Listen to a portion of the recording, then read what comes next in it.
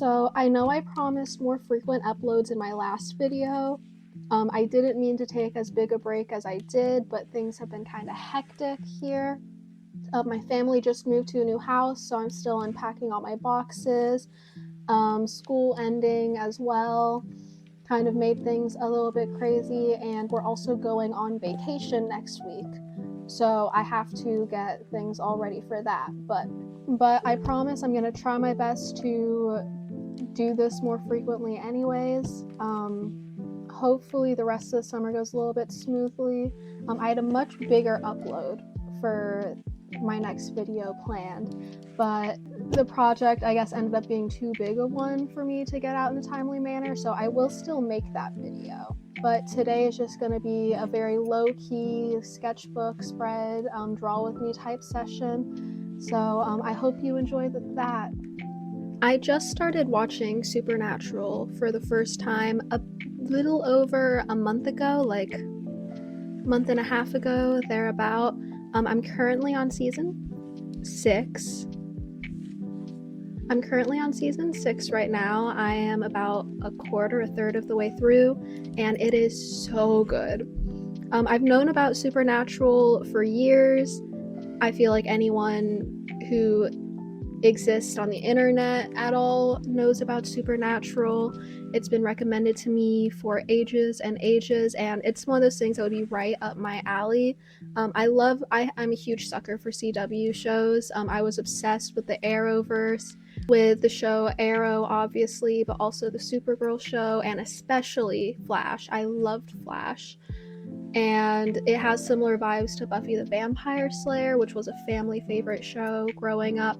Very Scooby-Doo-esque as well, and my family has always been obsessed with Scooby-Doo. So I knew I'd like it, but for some reason I never got around to watching it. I think it's just one of those things where, because it's popular, my brain's like, I can't watch it right now until the popularity dies down. But it's Supernatural. The popularity's never gonna die down. It's never gonna die. That's how this works. I was hugely involved in the Super Wholock fandom, but I was much more on the Sherlock part of it than any other part of it. When I was younger, I have a huge invested interest in fandom culture, and Supernatural plays a huge role in the development of modern day fandom, especially with the invention of the Omegaverse. It was very different when it was created, though. It was, I believe, a real person fan fiction based on Jensen Ackles and Jared Padalecki, where Jensen was the Omega, but the term Omega for the Omegaverse had not been created at that point. So within the fanfiction, Jared was the alpha, but Jensen was a bitch male, was what it was called, which the Omegaverse was always been one of my favorite tropes. I love it so much. So it's insane that I, despite being hugely into like fandom history and fandom culture and having interests that are very similar to Supernatural, have not started watching it until now, 6 years after the show ended. Oh well, I guess. But like, beyond that, Supernatural played a huge role in the creation of AO3. AO3, I know that Wincest is a very like controversial ship, but AO3 would not exist without Wincest, because during the era of like a lot of censorship on fanfiction, like LiveJournal started censoring things, fanfiction.net was censoring a lot of things as well, but especially LiveJournal. The creator was a huge like Wincest shipper. They also shipped Thorkey, and they wanted to make a safe space without any kind of censorship, because the problem with censorship in fandom is, where do you stop? You start censoring things that feel like they're huge issues in the real world, related to like pedophilia and incest and stuff like that, because in the real world it is wrong. But then people get in their head, oh, since this is wrong, other things that are wrong, we should start censoring. And then we start censoring queer people in media. We've seen it happen over and over again. It's happened so much. And so I am very thankful for the Wincest shippers that brought us AO3 and have fought against the censorship in media. Say what you want about Wincest. I don't really care that it exists personally, but you do you, Beat Boo.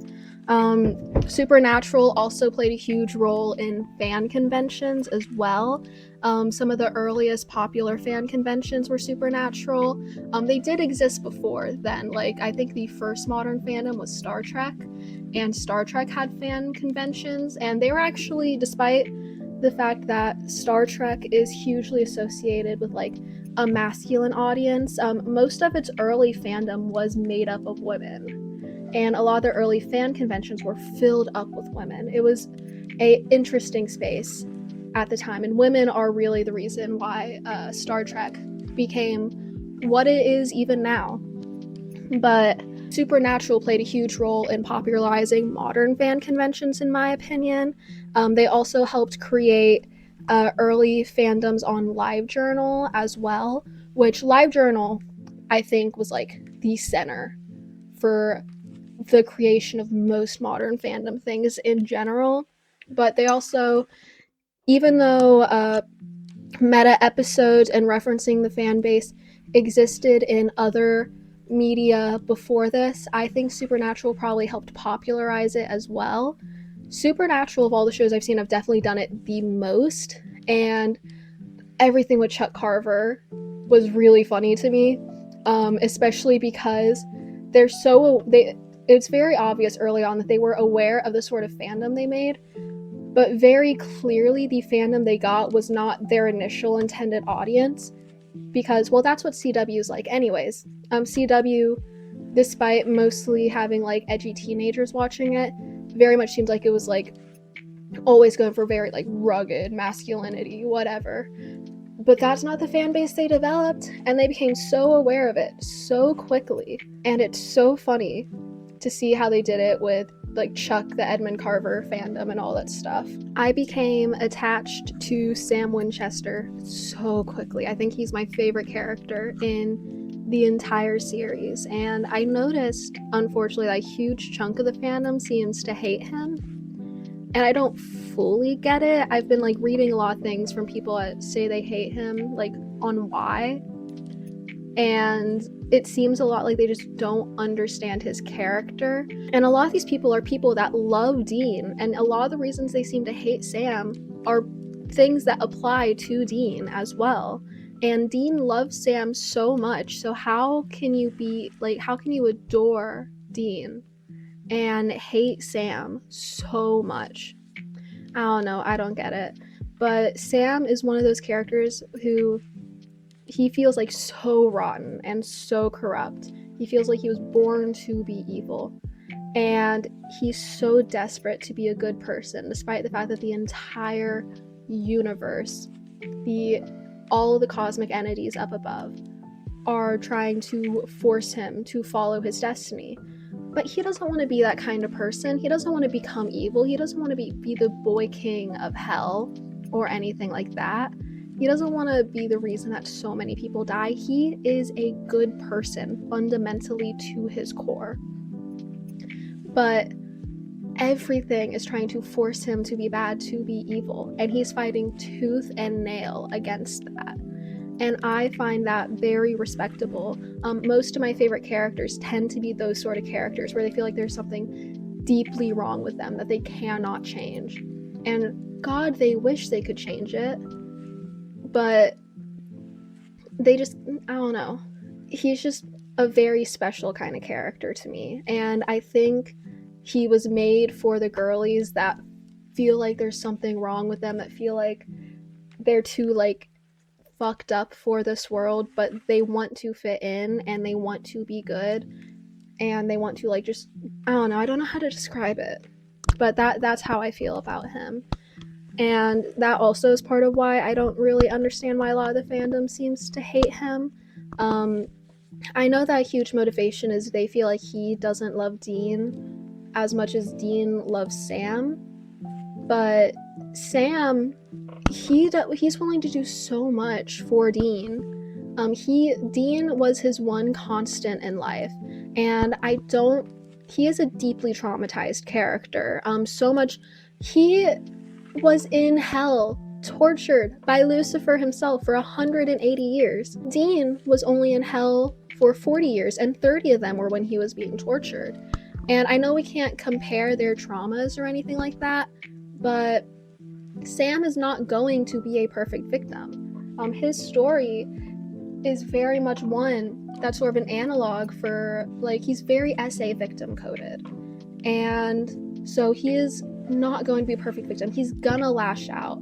He doesn't remember what it was like to have any semblance of a normal childhood at all, because from the time he was 6 months old, his father was decided constantly be on the road. He was only being taken care of by his older brother. Of course, he would want to escape that. That doesn't mean he loves his older brother any less. That doesn't mean that he doesn't care about his older brother as much as his older brother cares about him. It just means that he has to escape the deeply traumatizing life that is being a hunter. I don't think there's anything wrong with wanting to be normal. And he went back to his brother in the end. Everything in his life revolves around his brother. And then people blame him for things that he's done while he was soulless, like his big crime being that he got Dean turned into a vampire. And one, it is canon that soulless Sam is not really Sam. It's just his brain and body running around without him. He is still, at least at the point of me watching it, in hell, being tortured by two angry archangels. And so how can you blame him for actions he was not there for? But beyond that, Soulless Sam, I really like Soulless Sam a lot, because despite the fact that he is a character with no feelings, who looks at things very analytically but doesn't have any sense of real, like, remorse or anything like that, he looks at things logically and still decides, I should be a good person. And yes, he hurt a lot of innocent people. Yes, he hurt his own brother during that. But part of why he wants to become Sam again is because Sam is a good person. And the big crime of turning Dean into a vampire, yes, that was horrible. He knew there was a cure. And beyond that, I don't think that Soulless Sam purposely went out with the intention of Dean turning into a vampire.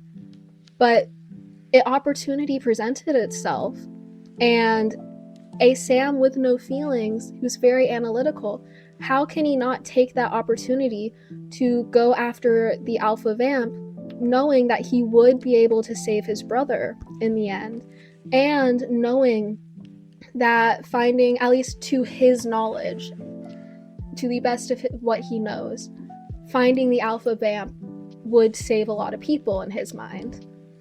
And so even when he's soulless, I don't think he's a bad person. He just doesn't have feelings. And I think that he makes a very interesting analog for people with ASPD because of that.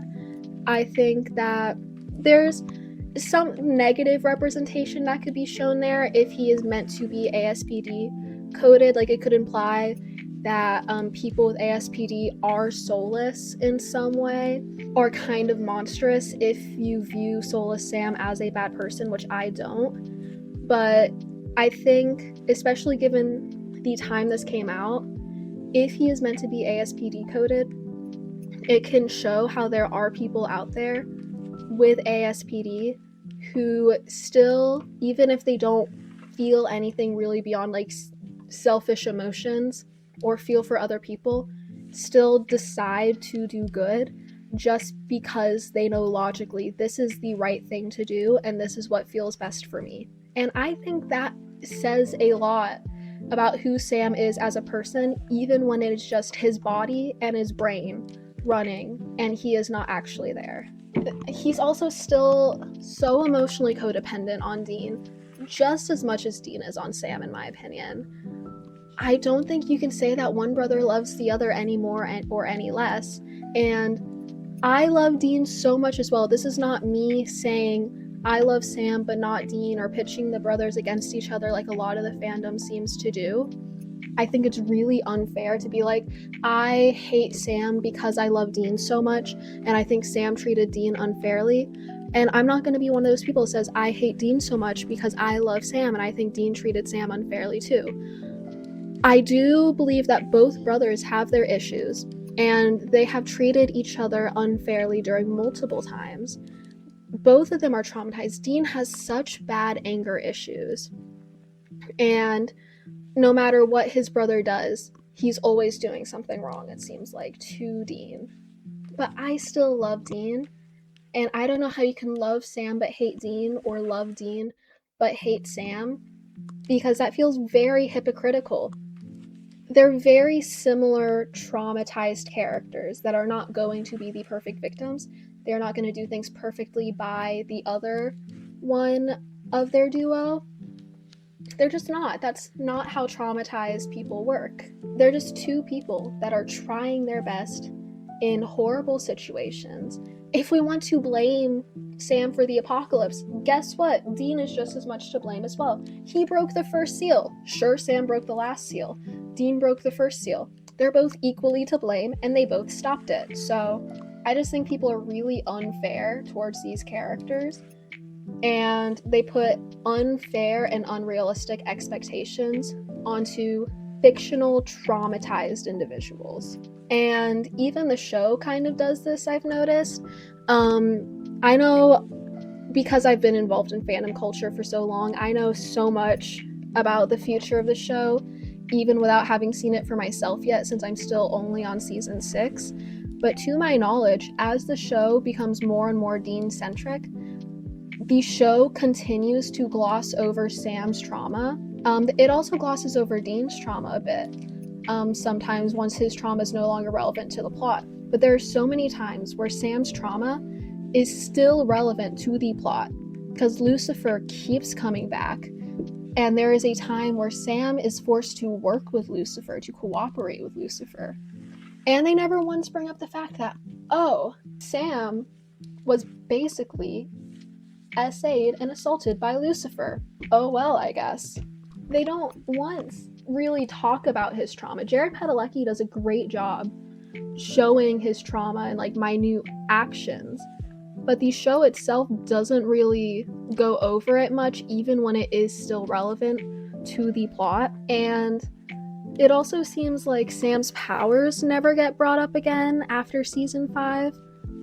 I could be wrong, but it seems like they get glossed over, forgotten about, and I'm not even entirely sure if there's an in-show explanation for it. I know a lot of the fans have come up with their own explanations for it, such as Castiel burning all the demon blood out of Sam, and the lack of demon blood means Sam can no longer do it.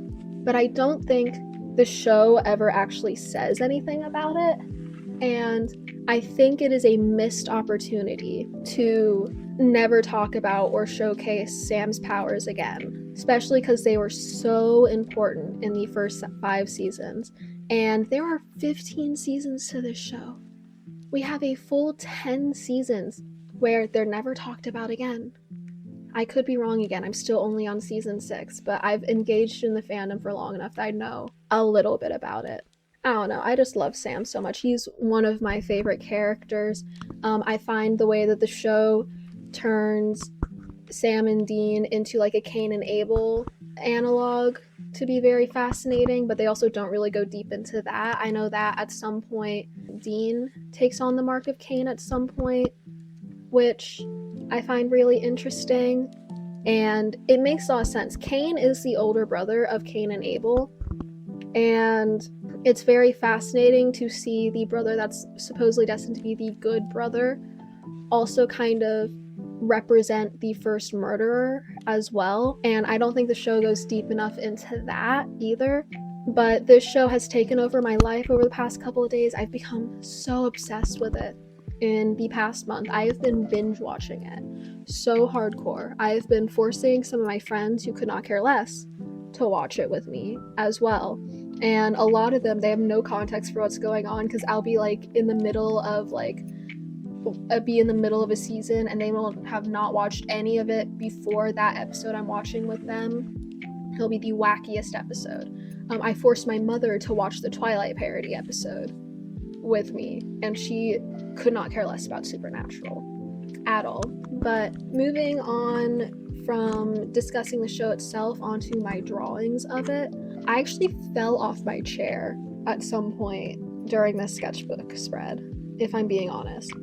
My back is incredibly bruised. I don't even know how I fell off my chair because I was sitting in it normally. But I fell off my chair, my back hit the corner of a box. It was a plastic box. Oh well, I guess. I'm in so much pain. This is beautiful. But it didn't deter me or distract me from continuing this page because I love Supernatural so much. I've noticed throughout the process of drawing this that I have whatever the opposite of same face syndrome is. I have Dean on this page 3 times and Sam on this page twice, and Dean's face does not look the same in any of them. I think he still looks like Dean, at least in 2 out of the 3 of them, if not all 3 of them. But I can't draw consistent faces over and over again for some reason.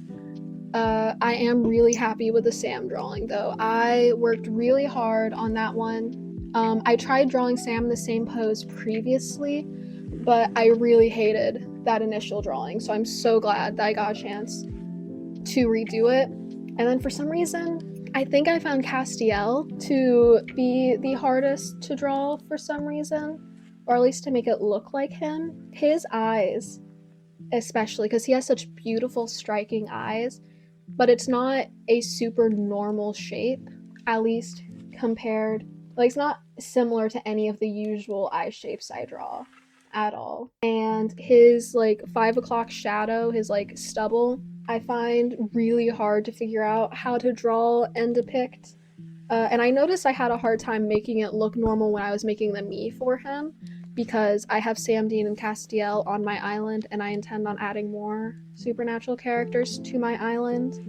But I think overall, I am quite happy with the end results of this page. I'm definitely going to continue drawing them, working on them. I initially planned to have Castiel's hand below his face, so that he's kind of like capturing some of the blood that's rolling down his nose and his mouth. However, as I was doing the line art, I forgot to draw the hand, and so I just kind of gave up on doing that because I forgot to draw the hand. So the pose kind of just looks like Castiel has a nosebleed. Is cool and all, but why would Castiel have a nosebleed? It would make more sense for Sam to have a nosebleed. I think there was a time where we saw his nose bleeding when he was using his powers, but I guess as Castiel becomes more and more human, which he is not even close to losing his powers in the point of show I'm at, but I guess as he becomes more and more human and slowly losing his powers, it would probably become harder to use his powers without putting a strain on his body, so that's my excuse for this. The logic makes sense, okay?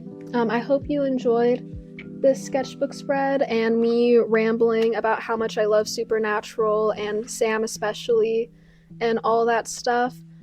I hope that you were drawing with me, and if you want to see any more things where I go deeper into my love of Supernatural, I could use any excuse to talk about it. Please, I have a lot of thoughts and opinions on it, and I love analyzing my favorite media. So if you're interested in that, please let me know in the comments. Before we get to the end of the video, if you enjoyed the art that you saw here and you wish to support me and my channel in the future, please consider commissioning me. I am doing my commissions through Artistry. This allows me to take a wider variety of payment options, including debit and credit, as well as Venmo and PayPal. As well, every sale equals a planted tree, and it protects me against chargeback. So if you want to commission me, all the information will be down in the description below. Thank you for watching.